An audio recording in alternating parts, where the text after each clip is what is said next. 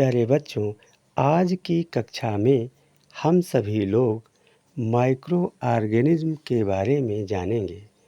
Micro organism को हिंदी भाषा में सूक्ष्म जीव कहते हैं।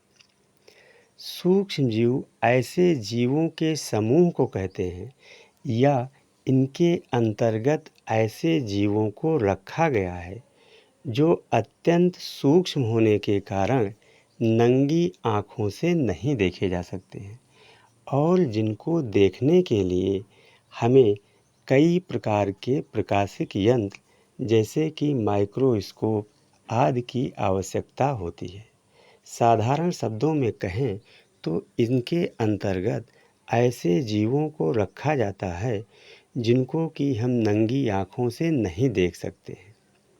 उनको देखने के लिए प्रकाशिक यंत्र जैसे कि सूक्ष्मदर्शी आदि की आवश्यकता होती है। अगर इनके आकार और आकृति की बात की जाए तो माइक्रो ऑर्गेनिज्म या सूक्ष्मजीव आकार में अत्यंत सूक्ष्म होते हैं और इनको मापने के लिए भौतिक विज्ञान में मौजूद इकाइयों जैसे एंगस्ट्रॉम, मिलीमाइक्रॉन आदि यूनिट में मापा जा सकता है। अगर इनके आकार के अतिरिक्त आकृति की बात की जाए तो ये विभिन्न प्रकार के जैसे गोलाकार, बेलनाकार, पंचभुजाकार, सर्पिलाकार, कोणीय या कुछ विशेष आकृति के जैसे कॉमा शेप्ड, टैडपोल के आकार आदि के होते हैं। माइक्रो ऑर्गेनिज्म के बारे में हमें जो कुछ भी ज्ञात है वो वैज्ञानिकों के द्वारा सूक्ष्मदर्शीय यंत्रों के अध्ययन करने के फलस्वरूप प्राप्त ज्ञान है। इन वैज्ञानिकों ने विस्तृत अध्ययन करने के उपरांत माइक्रो ऑर्गेनिज्म या सूक्ष्म जीवों को 5 समूहों में बांटा, जिनका विवरण इस प्रकार है। Number 1 protozoa, number 2 bacteria, number 3 viruses, number 4 fungi, number 5 शैवाल। सभी मौजूद सूक्ष्म जीवों को इन्हीं 5 समूहों में वर्गीकृत किया गया है। अगर हम माइक्रो ऑर्गेनिज्म के उपयोगिता के बारे में जानना चाहें तो जहाँ एक तरफ ये हमारे लिए लाभदायक हैं वहीं दूसरी ओर ये हमारे लिए हानिकारक भी है।